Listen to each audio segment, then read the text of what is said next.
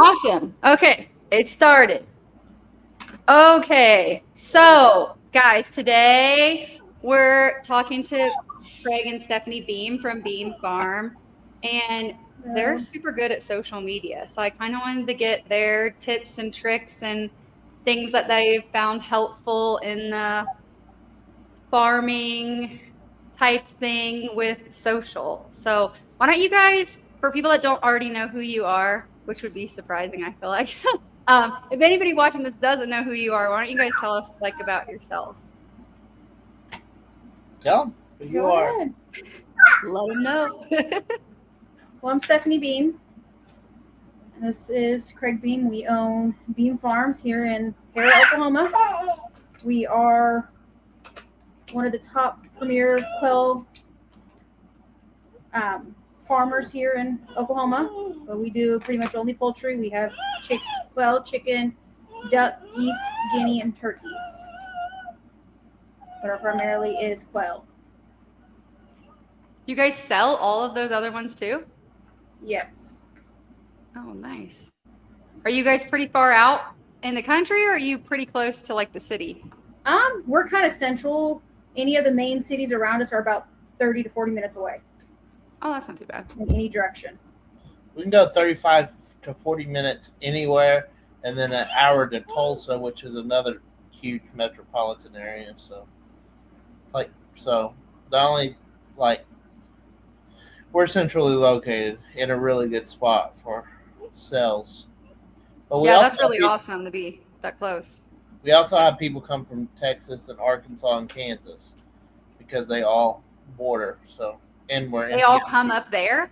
Yeah, they'll drive 2.5 hours to us, 3 hours, because the shipping the eggs it's risky. So I've shipped them as close as we've shipped eggs as close as Wewoka, and an 18 count, just probably 6 of them survived, or I've shipped them all the way to Puerto Rico and all 50 to 100 or more survived. So.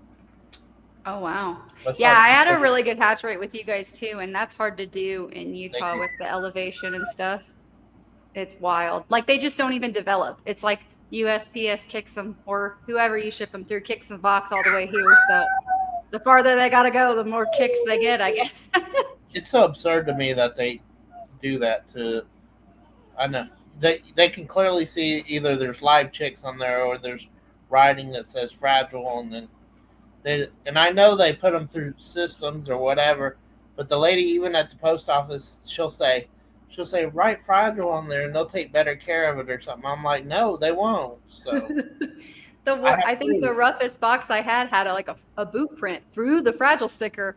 Yeah. And that was the roughest box I ever got, and I was like, oh my goodness. I don't quite understand. Well, I mean, I'm not even trying to say that they do it on purpose, but that's what I think is crazy. It's like, why does it happen? And it's consistent pretty much. So that's why we don't label our boxes with fragile anymore, because of that. And we've gotten some feedback from that, being like, I can't believe you didn't put fragile on there, or maybe you should next time, and I'll send them a picture of a boot print right through the fragile sticker, or a hole right through it. Yeah. Shipping foam only goes so far when there's holes in the box or they're stomped and stuff. It's like, anyways, I digress, because that could be a whole nother. Yeah, that could be a send it to USPS and be like, fix it. So when I asked you guys what you wanted to talk about, you kind of were like anything but like social media. So why don't you guys tell us like how social media has impacted your business specifically, like for the better? Go ahead.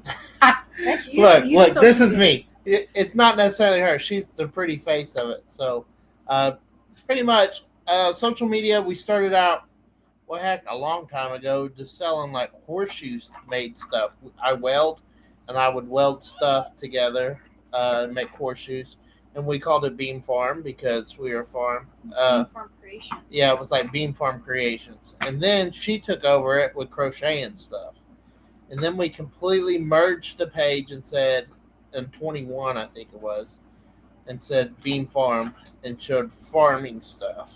Like, and we got some poultry at that time or whatever.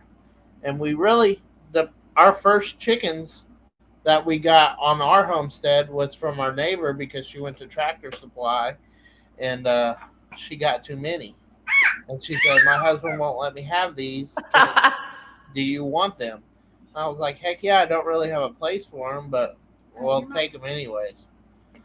So I actually went over to my grandparents' house and took the brooder that I built from them and put it in our backyard. And it's a run out. It was a brooder / running pen too. And I built the running pen had rotted out from years and years, but I rebuilt one. I rebuilt it, so it was mine anyways. So all I took of my grandpa's was the brooder, and he had passed away by that time anyway. So I just took it, and then we started with some chickens, and we just shared a little bit about our. Hold on, what's Preston? Preston was alive. Yeah, Preston was was alive when we started.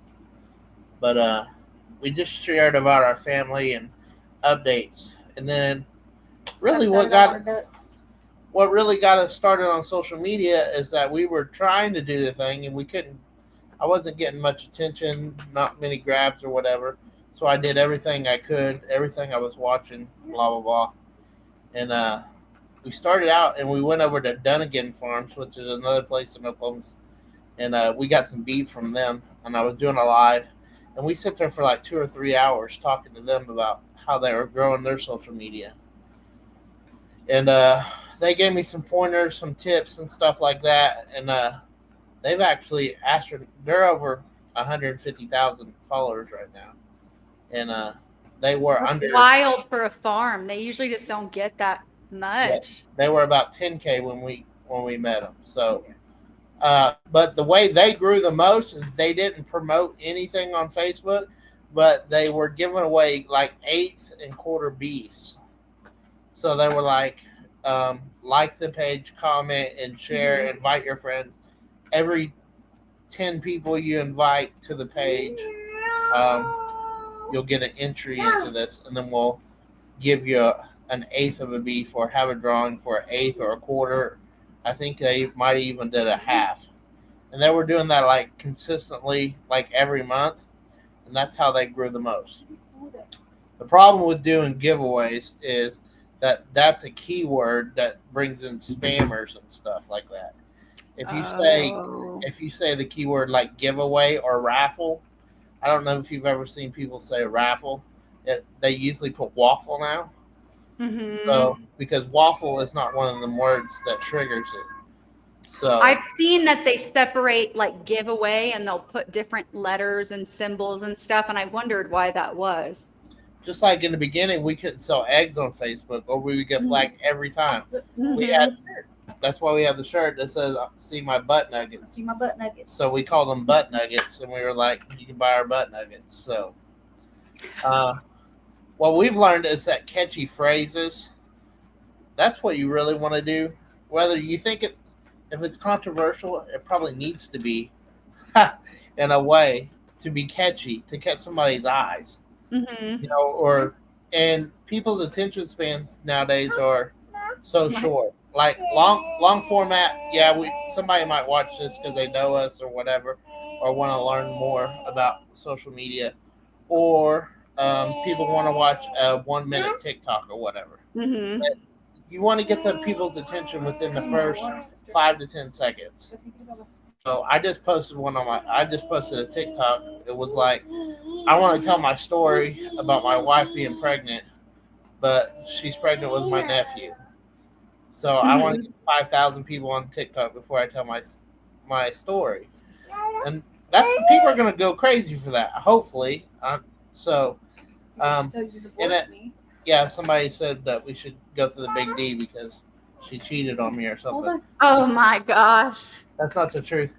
But anyways, so certain things need to be catchy or controversial. And some things that you think that will go viral or do really good, it doesn't do anything. Mm-hmm. That's what's crazy to me in a way. Or the things that you think this is silly and normal practice that I do every day will go crazy. Like my dad knocking over a tree with the tractor. I called him. I just called him over. I was like, hey, I need a tractor. A tree fell in my driveway. And then he called me back and said, do you still need a tractor? I said, yeah. So he brought it over. And then he started knocking down the tree. And I pulled out my phone and recorded it. Now it has 375,000 views on Facebook. So even though it was kind of like aggravating where I stopped filming because I was getting mad at him because he wasn't listening to me. Mm-hmm. But I'm pretty sure he couldn't hear me anyways because the tractor's so super duper loud, you know? Uh-huh. So, or like our plucker video when we're plucking chickens, it has 1.1 million views. And most of the comments are, is that chicken hurt and does it tenderize the meat? The second one, I don't have a plucker, so like maybe I would think it would tenderize the meat. But like the first comment, does it? What was the question? Does it hurt the chicken? Yeah. I'm pretty sure I killed it, Brett. Did you answer it? Did you answer the question? So that's the most important part is that you interact with it. So you could get 100 comments. If you only reply to that one comment, then you'll get one boost. But if you comment back you can even say stupid things. Like right now, well, that would say, oh, you're bruising the chicken. That was another one. Well, bruises are caused by blood.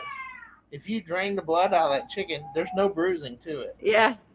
Am I right? You know, so yeah, that's true. I never would have thought about that. Like, so that bruise is coagulated blood underneath your skin. So that's like if you've got a bruise or whatever, they say to rub it to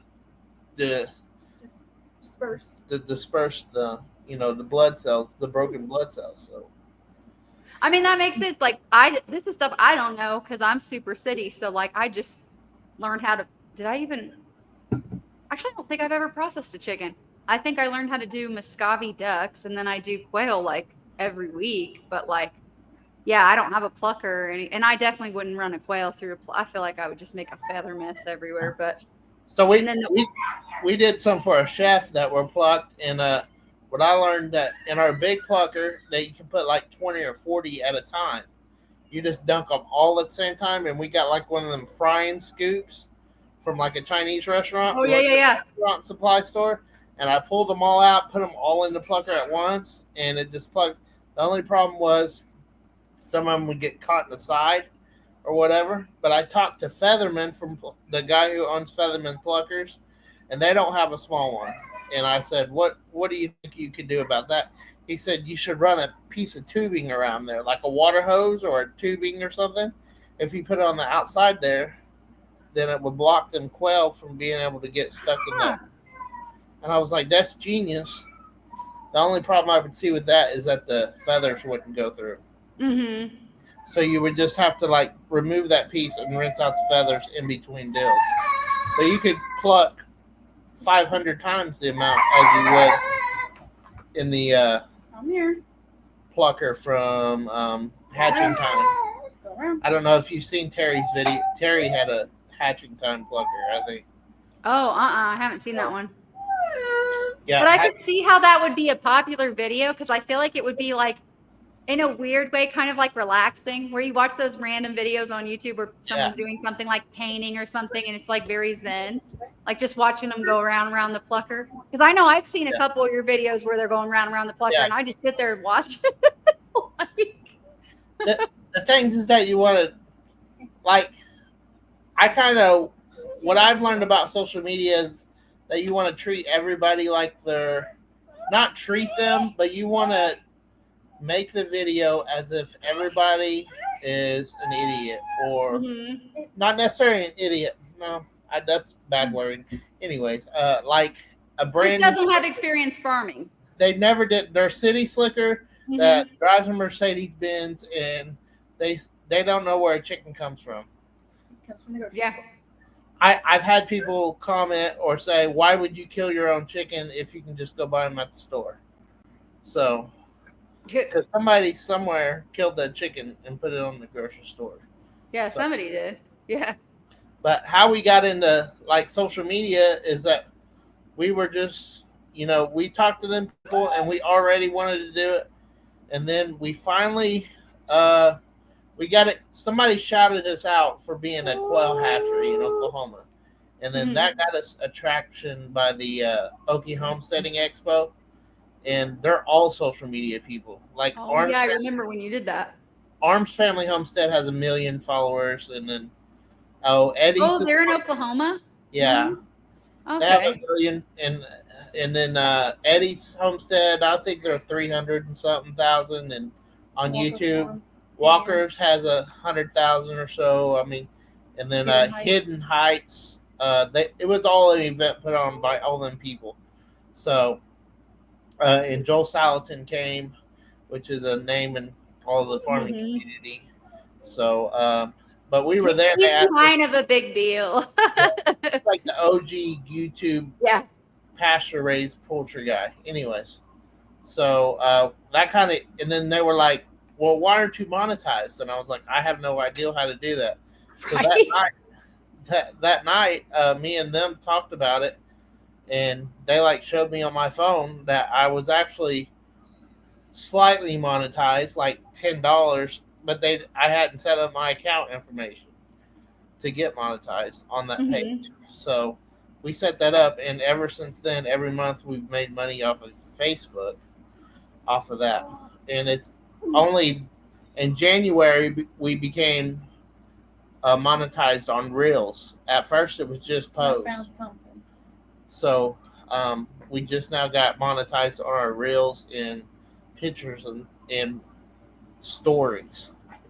So the only thing I didn't even realize you could do all that. Yeah, so it's different. So that 375,000 views on that reel has brought us. Last I looked was $196.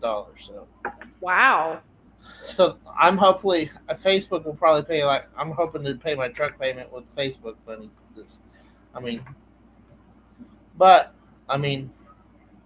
It's not easy because, like I said, I can post every single day and get no traction, and then post something that. So you want to, it gives you advice. It really you want to do something that's interactive. You want to say like, "Hey, how was your day? That was today," or you can post something silly like we've been getting tons of rain here in Oklahoma. You want to post like, "Hey, did anybody get rain last night?" Of course, somebody's gonna be like, "Oh, yeah," because you got a lot of rain, and they're like, and then you just comment back, "Oh, if you didn't get enough rain, then it's almost." That's the way I see being successful. Guys' accounts and women's accounts are completely different too. So that's how in farm accounts, I don't know hardly any big farm accounts.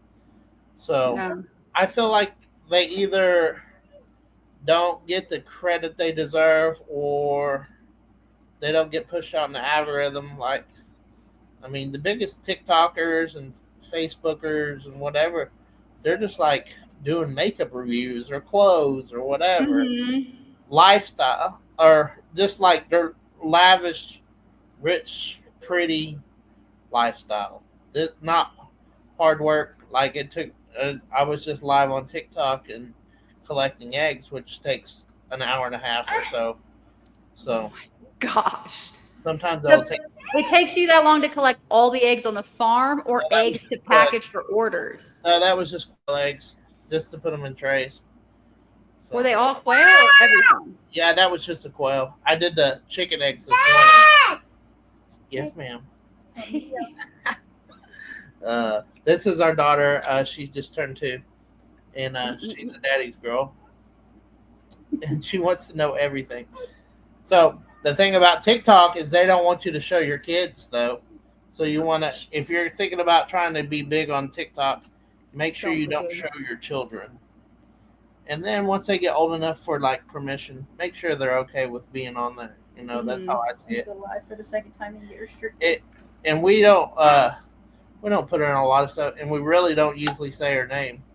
People would probably know her name because her brother has a big mouth, but and he'll be like, "Oh, her name is this and that," but we actually get recognized. Like we only have 10,000 people on Facebook. We just hit 10,000, and it's been since 21. So, but a majority of our sales is local people because of that platform. I never once probably need to ship eggs because of our local business or our Google business profile. I don't know that's another debate too, or another thing, another day. Could be a Google business profile. But once you expand out of that, that's when right now we need a bigger barn. We need more birds if we want to continue at the pace we're at. We need more. Like we probably need to be at like 5,000 to 7,000 birds. How many do you guys have now? I think 2,000 to 3,000. Yeah. So. Geez, no wonder it takes so long to collect eggs. Yeah. Well, that we got down in numbers during the spring a little bit, and then You're gonna fall because my celadons, I don't know, I had a problem with the celadon, and they didn't turn true blue somewhere. We messed it up. But what happened was I had them all growing out in a grow out cage, and then some of them started laying, so I incubated them, and then they come out looking, they look like my celadon layers, and it came out of a blue egg. Well, they had been with a rooster that had been in the grow out cage. They weren't separated in the grow out cages, and they were just fresh layers. So I messed up somewhere in there, but we culled down. Celadons are hard. Not being able to see and just have to like figure it out through process of elimination. I think. And I got a lot of crap from that, but I know what happened, and we fixed it, and I have like 2 bad reviews on my Facebook page, and that's one of them is that I sold him some true blues and they weren't true blue. But yeah, but it's not like you're the only person that's ever done that. Like that's happened to literally everyone that sells celadons at one point or another.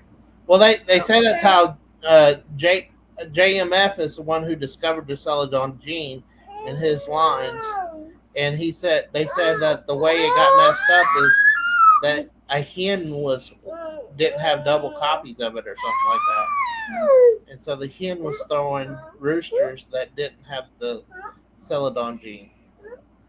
Oh, yeah. From my understanding, don't hold me to that, but I'm pretty sure that's what I was told. So I don't know. I need to like invest time into getting a celadon line because people are obsessed with the eggs, and when I make my jewelry. Like I only have buttons for the eggs for jewelry, and I don't have that many. And celadons are the same kind of thing.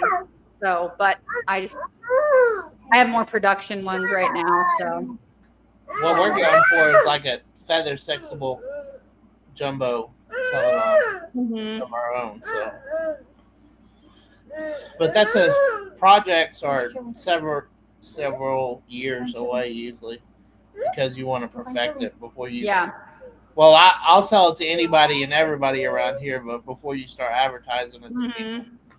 Well, like if you get a mystery box, Rebecca Lynch has them red range or whatever and stuff like that.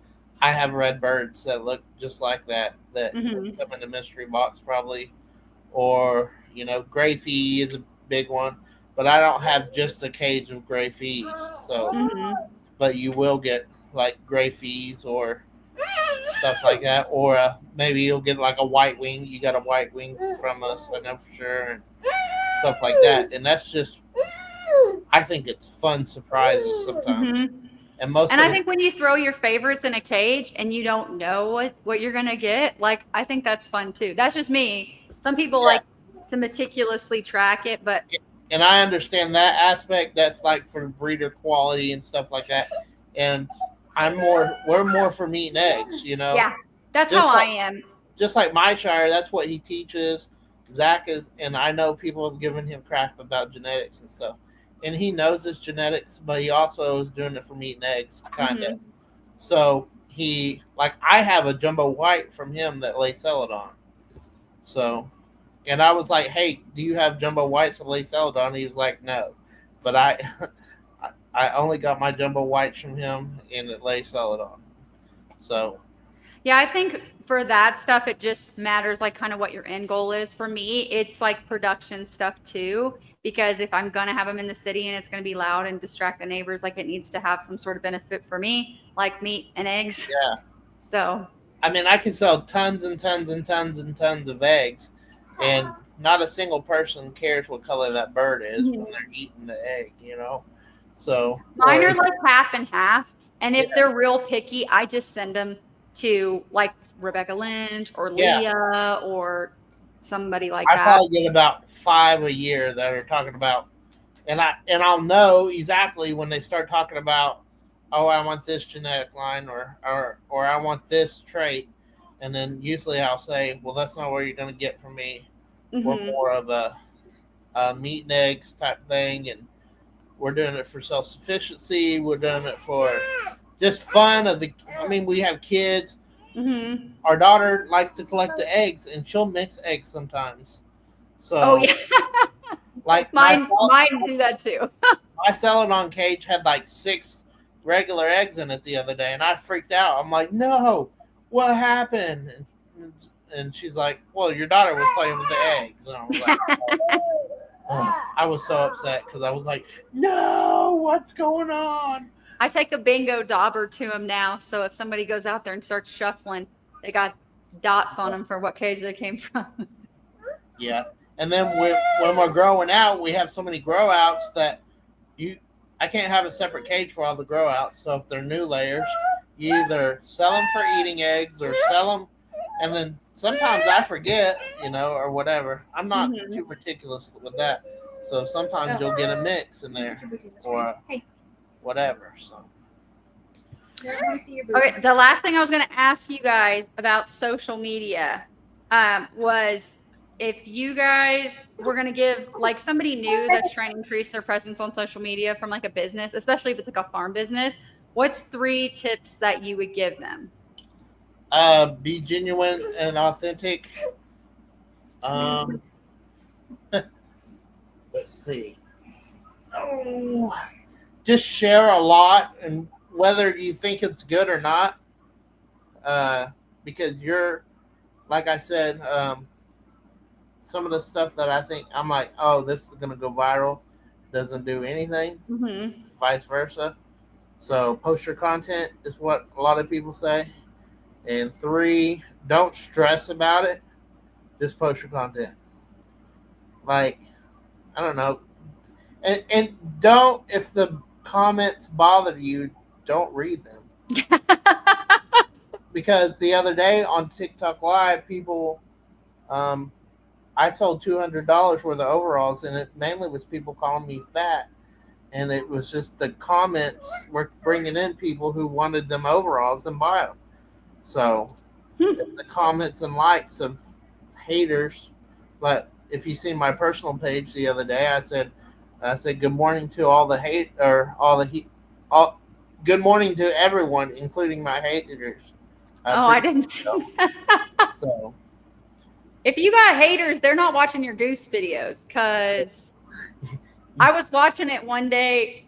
That anybody watching this, if you haven't seen some of their like reels on Facebook, you have to go see them, because the ones where he's getting like shocked by the electric fence or like chased by the geese are like, I think I just sent Stephanie a message saying it's like watching like live Jurassic Park, and you're like, run, Craig, run! Here comes the geese! Like, run faster!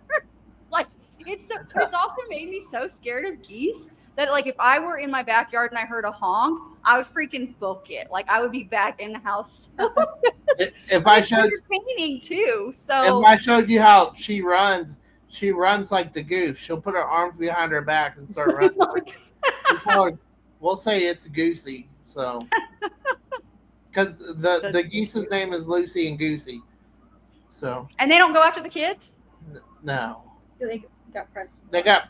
I guess he got Preston the other day, but look, they don't have teeth, and the worst part is if he grabs you, he can flap his wings on you real hard. That bill though at the end. That bill, because they like pinch. He's never gotten my skin. He'll usually bite my shoe or my shorts or pants. But if he starts flopping, then that's when it hurts. But I've messed with him pretty much his whole life, and he never did that until this year. So, and it's because I've been messing with him. You're not doing that to my other two. Well, now we got 3 more growing out now. So. Oh yeah, I saw that they're so cute. Yes, well, yeah. Thank you guys for talking about social media a lot. Most of that stuff I honestly didn't know because I just haven't looked super far into it. There's probably some people that watch this that are like, "Oh, I already knew that," and other people be like, "I have no idea." So yeah, I didn't know most of that stuff. So I think it's super helpful because I'm kind of curious now if I can get monetized on any of those things. And I love your tips too because I think it's super important to like be yourself because like, well, everyone else is taken for one, but like it's just people can tell if you're not genuine. Like when I go to the farmer's market and I interact with people, like when they can see your passion and see that you're genuine, they get like FOMO, like fear of missing out. If they're like, oh, they're so excited about these, I need to be excited about these. That just works with life. Like people want to be excited. People want to be more self-sufficient, especially now. And like being genuine and sharing your stuff because it'll help, realize what people are liking and what people aren't. Share your story. Yeah. Yeah. So I think that's super awesome. We could talk about another on how to be successful at a farmer's market. I can show you. I would almost record it like a day. We should do that next. What I can like, it kind of needs to be behind a paywall for me almost because I can show you the difference in being successful at a farmer's market or making $300 or $400 in a farmer's market, and it could be the exact same day or whatever or the same amount of traffic, but there's just a lot of stuff that goes into it. It's really your attitude and how you present it. If your table's not full, etc., like that. I mean, so. But we appreciate your time too and asking us to do this.